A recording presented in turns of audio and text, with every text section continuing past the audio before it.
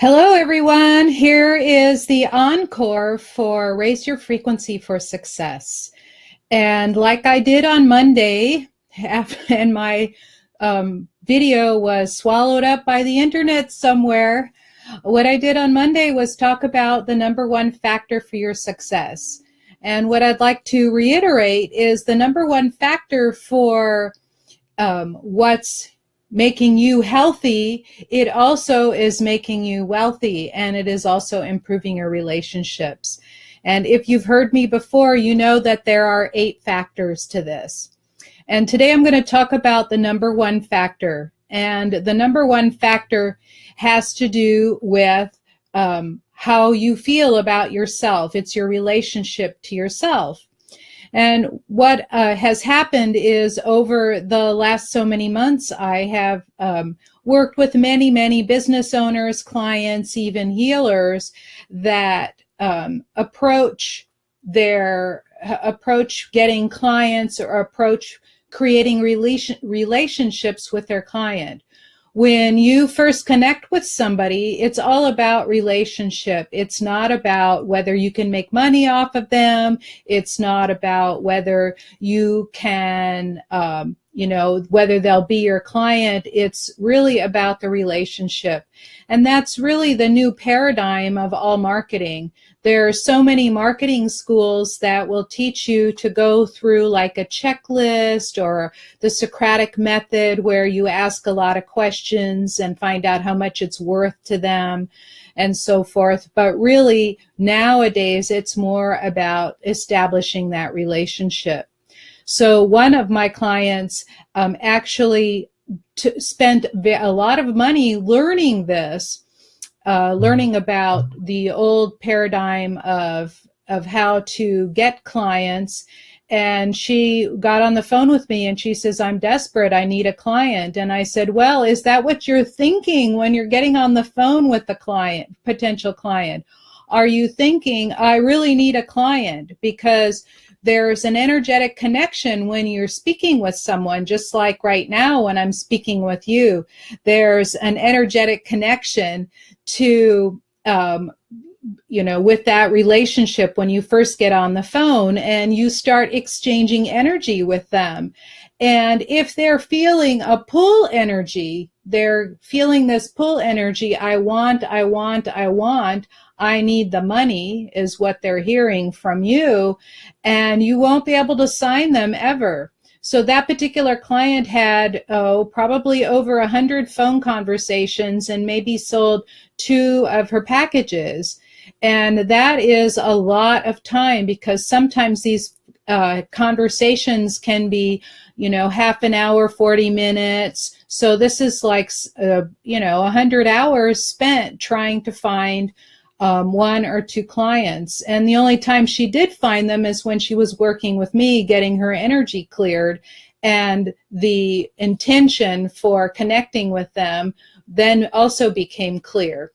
So your relationship with yourself really, in that particular instance, really is about confidence.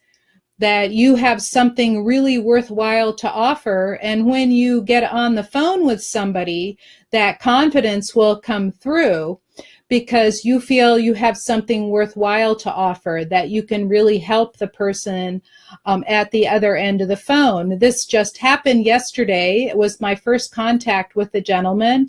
And, I was only interested in how I could help him, not engaging him as a client. And within 20 minutes to 25 minutes, he became a long-term client. I just signed him into a 3-month package. So just having that relationship with yourself where you are confident and establishing a rapport and a relationship with somebody else in how you can serve them and how you can help them. And sometimes these phone conversations go like this, where they call up and I offer them. I have different tiers, whether it's group or whether it's individual. And if they say, well, I don't have that kind of money right now, I've been run into the ground, I have lots of credit card debt, I just send them free stuff, and then I send them on their way. And then I send them a note every once in a while. How's it coming? How are you doing? Let me know.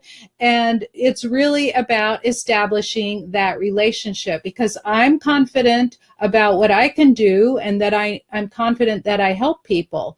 So that should really be the main thing. And it's all about relationships. So in relationships, if you're carrying around a lot of old baggage, with old relationships, you can carry them from your parents, your siblings, other relatives. You can carry them from your schoolmates when you were in school, or a school incident, or a teacher that might have told you something that was really critical and that you took to heart, and your self-esteem went down the tubes with that. And in establishing those kinds of relationships, you have to clear all of that old baggage, because other people's opinions in end effect really don't matter. The only opinion that matters is yours, your opinion of yourself, because everybody has an opinion and no two opinions match.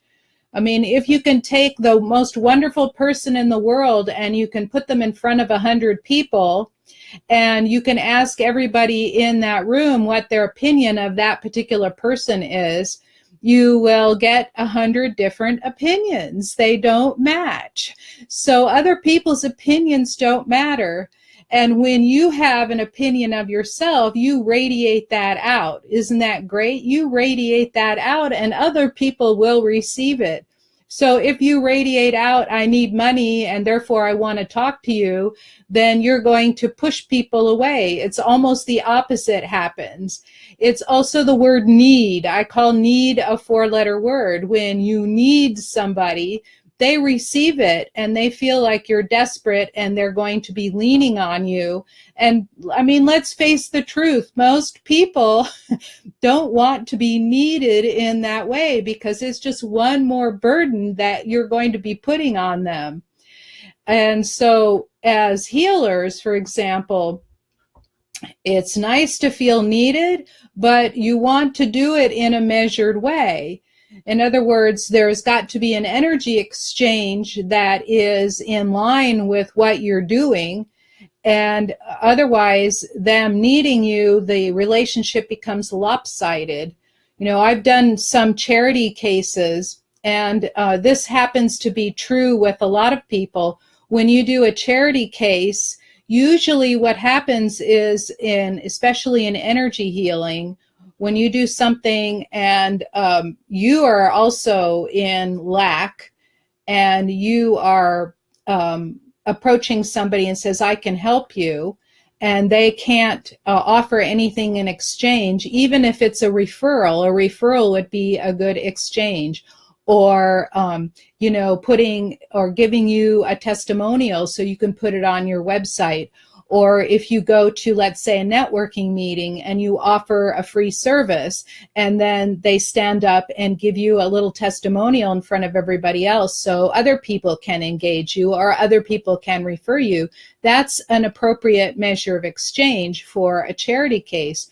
But if you're just offering charity to somebody, usually what happens is they might get help temporarily, but then it goes back to the way it was, because there was no energy exchange happening. And the universe recognizes this for some reason. There has to be, the laws of physics and the energy of the universe are clear and definite. Energy in, energy out. It can't always flow in one direction, because it basically will stop flowing. And that's how it happens between people. So I was alluding to the baggage that you can carry from all of those old relationships. And fortunately, there is a really easy way to release a lot of that baggage emotionally and physically and energetically off of the body. You may have an old relationship resolved in your mind and you feel like you have closure with it, but sometimes that can come back to bite you. And I'll give you an example. I was chatting with a coach who had had a business for over 30 years, and it was a quite successful business. She managed to support herself her whole life on it. And she told me that her current clients were kind of tailing off, and she hadn't been able to get new clients over a period of 6 months. And so I was on the phone with her and I said, well, let's see what that's about. And it turned out to be an old relationship that had closed 6 years prior to it. For some reason, that person had hooked into her and there was still this energy exchange happening and he was depleting her. So we cleared that up, and this was about 2-3 o'clock in the afternoon. And by 6 p.m., she had signed 6 new clients. And this is how magical this happens.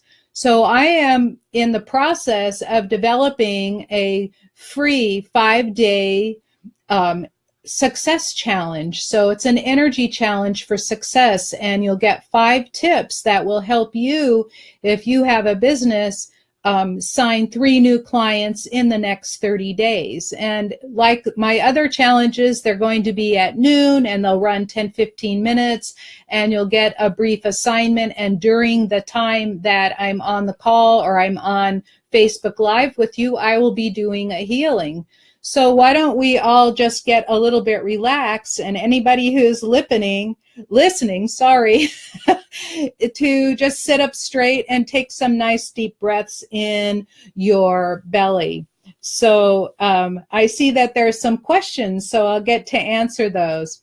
So the way you can sign up for the 5-day success challenge, which starts on the 25th of September and runs through the end of the week, the way to get on that is to go to scientifichealer.com/success, SUCCESS. So now I'll take time to answer some questions. I see. So how to get that confidence? So confidence, of course, we can remove a lot of all of that energetic baggage from old relationships.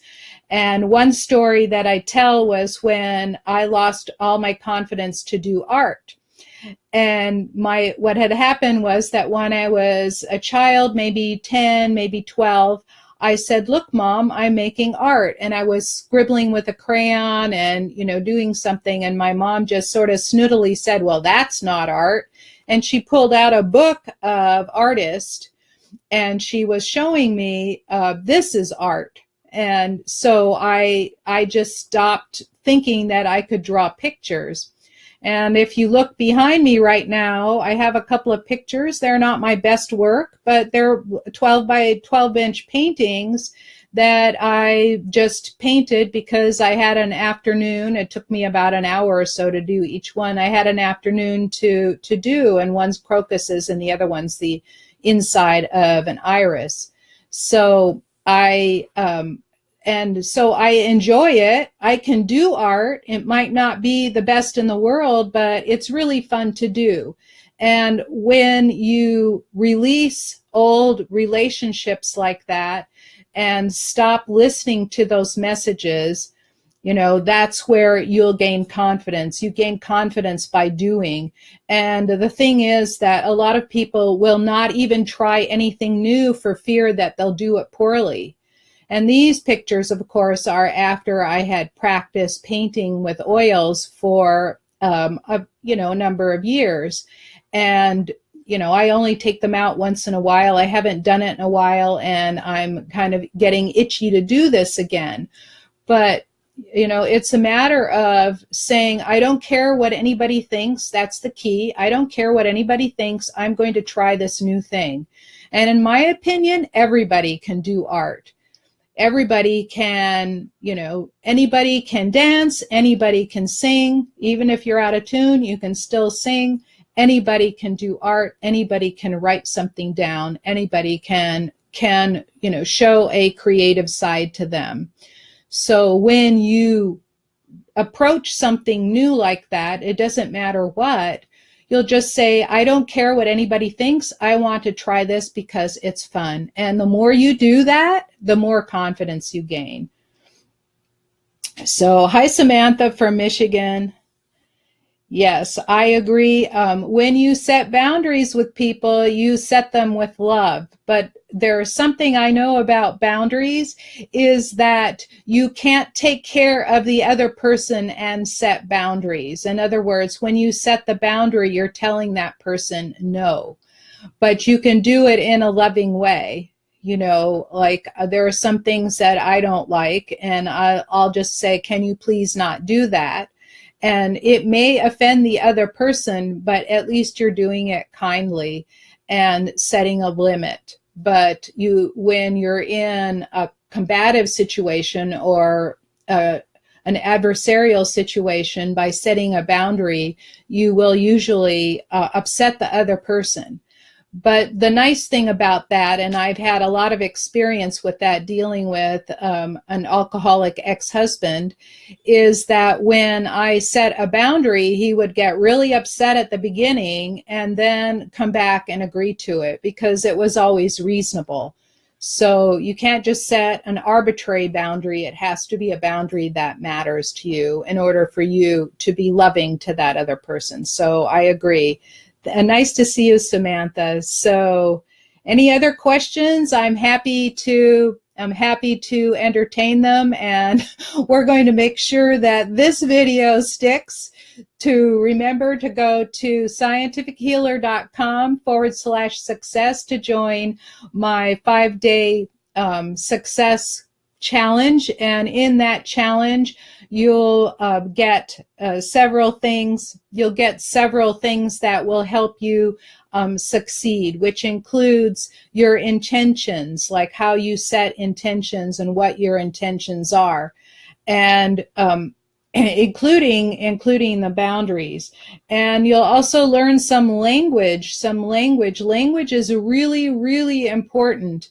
If you're using language that sounds confusing or that people don't get, like being a longtime scientist, for example, I can say a sentence or two, and you'll not think that was English, right? Because we have buzzwords. So you want to avoid using buzzwords, and you also want to avoid being excessively negative. Like, if you don't do this, then that will happen.